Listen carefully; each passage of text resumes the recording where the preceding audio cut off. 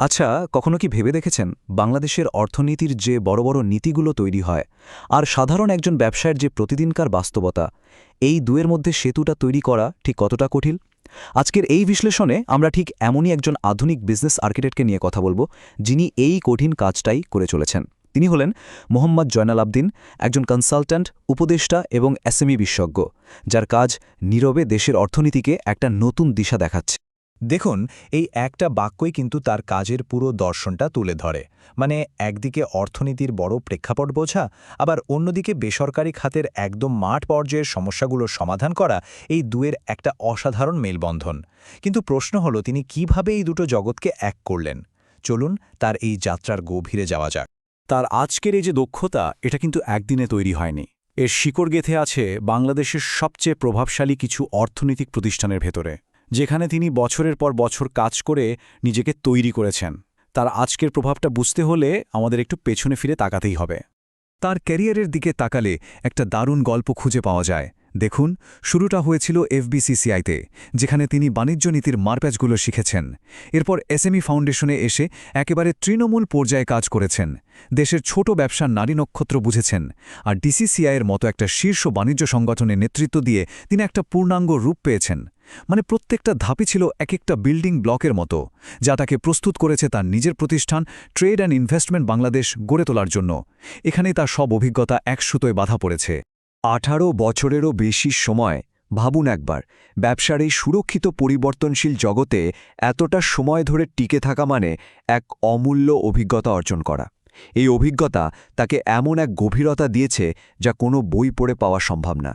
তো এই যে বিশাল অভিজ্ঞতা, বর্তমানে এটা ঠিক কিভাবে কাজে লাগছে?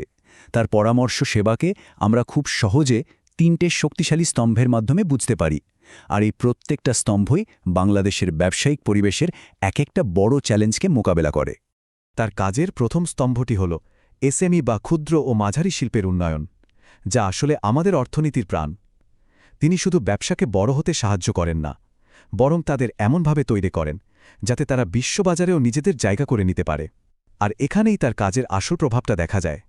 আর তার কাজের ধরনটা কিন্তু শুধু পরামর্শ দেওয়ার মধ্যেই আটকে নেই, বরং বলা যায় পুরোপুরি হাতে কলমে। তিনি ব্যবসার জন্য স্ট্র্যাটেজিক প্ল্যানিং করে দেওয়া থেকে শুরু করে এসএমই ক্লাস্টার গড়ে তোলা, কোন দেশে রপ্তানি করলে লাভ হবে সেটা খুঁজে বের করা, এবং সবচেয়ে জরুরি, আসল ক্রেতা আর বিক্রেতার মধ্যে সরাসরি একটা সংযোগ তৈরি করে দেওয়ার মতো বাস্তব কাজগুলো করেন। আচ্ছা, এবার আসা যাক দ্বিতীয় স্তম্ভে, আর সেটা হলো ডিজিটাল ট্রান্সফরমেশন। এখনকার যুগে তো একটা ভালো ডিজিটাল উপস্থিতি ছাড়া কোনো ব্যবসা টিকে থাকাই প্রায় অসম্ভব, তাই না? জয়নাল আবেদিন এই আধুনিক বাস্তবতাটা খুব ভালোভাবে বোঝেন এবং প্রতিষ্ঠানগুলোকে এই ডিজিটাল জগতে পথ দেখান। সোজা কথায়, তিনি ব্যবসাগুলোকে আধুনিক ডিজিটাল হাতিয়ার দিয়ে সজ্জিত করেন। একটা প্রফেশনাল ওয়েবসাইট তৈরি করা থেকে শুরু করে সেটাকে গুগলের সার্চে উপরে আনা বা এসইও করা, সোশ্যাল মিডিয়াতে ক্যাম্পেইন চালানো, এমনকি গুগল অ্যাডের শক্তিকে কাজে লাগানো, এই সব কিছুতেই তিনি সাহায্য করেন যাতে অনলাইন দুনিয়ার প্রতিযোগিতায় ব্যবসাগুলো শুধু টিকেই না থাকে, বরং সফলও হয়। তার কাজের তৃতীয় এবং হয়তো সবচেয়ে গুরুত্বপূর্ণ স্তম্ভটি হল আন্তর্জাতিক বাণিজ্য এবং বিনিয়োগের পথটা সহজ করে দেওয়া। এখানে তিনি ঠিক একটা সেতুর মতো কাজ করেন, যা বাংলাদেশের ব্যবসার জন্য বিশ্ববাজারের দরজা খুলে দেয়, আবার বিশ্বের কাছে বাংলাদেশের সম্ভাবনাকেও তুলে ধরে। এই জায়গায় তিনি দুটো খুব গুরুত্বপূর্ণ ভূমিকা পালন করেন। একদিকে নিজের প্রতিষ্ঠানের মাধ্যমে সরাসরি পরামর্শ দেন, আবার অন্যদিকে ব্রাজিল বাংলাদেশ চেম্বারের মহাসচিব হিসেবে দুই দেশের বাণিজ্য সম্পর্ককে আরও মজবুত করতে উচ্চ পর্যায়ে কাজ করেন। বিদেশি বিনিয়োগকারীদের আনা হোক বা বাংলাদেশি ব্যবসায়ীদের বিদেশে নেতৃত্ব দেওয়া, তিনি এই সংযোগগুলো তৈরিতে সক্রিয়ভাবে কাজ করে যাচ্ছেন। একজন পরামর্শকের বিশ্বাসযোগ্যতা তো শুধু তার মাঠ পর্যায়ের কাজের উপর নির্ভর করে না, তার জ্ঞানের গভীরতার উপরেও করে। আর এখানেই জয়নাল আবেদিন নিজেকে সত্যিই এক অন্য মাত্রায় নিয়ে গেছেন, একজন চিন্তাবিদ এবং লেখক হিসেবে তার অবদানের মাধ্যমে। তিনি অর্থনৈতিক উন্নয়ন এবং গবেষণা পদ্ধতির মতো জটিল বিষয়ে আন্তর্জাতিকভাবে প্রকাশিত 5টি বই লিখেছেন। এটা কিন্তু শুধু একটা সংখ্যা নয়, এটা প্রমাণ করে যে তিনি কতটা দক্ষতার সাথে কঠিন বিষয়কে সহজ করে বিশ্বব্যাপী দর্শকের কাছে পৌঁছে দিতে পারেন। তার লেখালেখি শুধু বইতেই সীমাবদ্ধ নয়। তিনি 1000-এরও বেশি প্রবন্ধ, সম্পাদকীয় আর গভীর বিশ্লেষণমূলক লেখা লিখেছেন। ভাবা যায় এই বিশাল পরিমাণ কাজই প্রমাণ করে যে তিনি দেশের ব্যবসায়িক আলোচনাকে প্রভাবিত করতে কতটা নিবেদিত। একাডেমিক জগতে একটা কাজের প্রভাব কিভাবে মাপা হয় জানেন? অন্য বিশেষজ্ঞরা সেই কাজটাকে কতবার নিজেদের লেখায় উদ্ধৃত করছেন তার উপর ভিত্তি করে। গুগল স্কলারে 441টি সাইটেশন এটাই প্রমাণ করে যে তার গবেষণা শুধু প্রকাশিতই হয়নি, বরং সেটা এই ক্ষেত্রের অন্য গবেষকদের কাজকেও পথ দেখাচ্ছে। আর এই স্বীকৃতিটি সম্ভবত সবকিছুর ঊর্ধ্বে। বাংলাদেশ ডেভেলপমেন্ট রিসার্চ সেন্টার বা বিডিআরসি তাকে সহস্রাব্দের অন্যতম শীর্ষস্থানীয় উন্নয়ন গবেষক হিসাবে স্বীকৃতি দিয়েছে। এটা তো তার দক্ষতার উপর একটা শক্তিশালী সিলমোহরের মতো।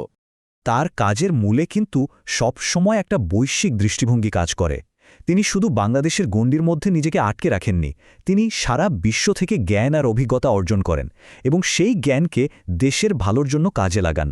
তার আন্তর্জাতিক অভিজ্ঞতার দিকে এক ঝলক তাকালেই বিষয়টা পরিষ্কার হয়ে যায়। ভারতে উদ্যোক্তা উন্নয়ন শেখা থেকে শুরু করে সিঙ্গাপুরে অর্থনৈতিক একীকরণ বোঝা, কিংবা ব্রাজিল, তুরস্কের মতো দেশে বড় বড় বাণিজ্য সম্মেলনে অংশ নেওয়া, এই সব কিছু মিলিয়ে তিনি একটা সত্যিকারের গ্লোবাল পার্সপেক্টিভ তৈরি করেছেন। আর এই আন্তর্জাতিক দৃষ্টিভঙ্গিটাই তার পরামর্শকে এত বেশি কার্যকর করে তুলেছে। তো এই সব কিছু আমাদের একটা খুব গুরুত্বপূর্ণ প্রশ্নের সামনে নিয়ে আসে। বাংলাদেশের মতো এমন একটা গতিশীল আর জটিল বাজারে সত্যিকারের অর্থনৈতিক প্রবৃদ্ধি আনতে আসলে কি প্রয়োজন? এর উত্তরটা জয়নাল আবদিনীর কাজের মধ্যেই লুকিয়ে আছে। তার কাজের মূলে রয়েছে একটা অত্যন্ত পরিষ্কার দর্শন, এমন একটা পদ্ধতি যা পুরোপুরি ফলাফল ভিত্তিক, গভীর গবেষণার ওপর নির্ভরশীল এবং সবসময় বাজারের বাস্তবতার সাথে তাল মিলিয়ে চলে। এটা শুধু একটা কাজের পদ্ধতি নয়, এটা একজন আধুনিক বিজনেস আর্কিটেক্টের জন্য একটা পারফেক্ট ব্লুপ্রিন্ট।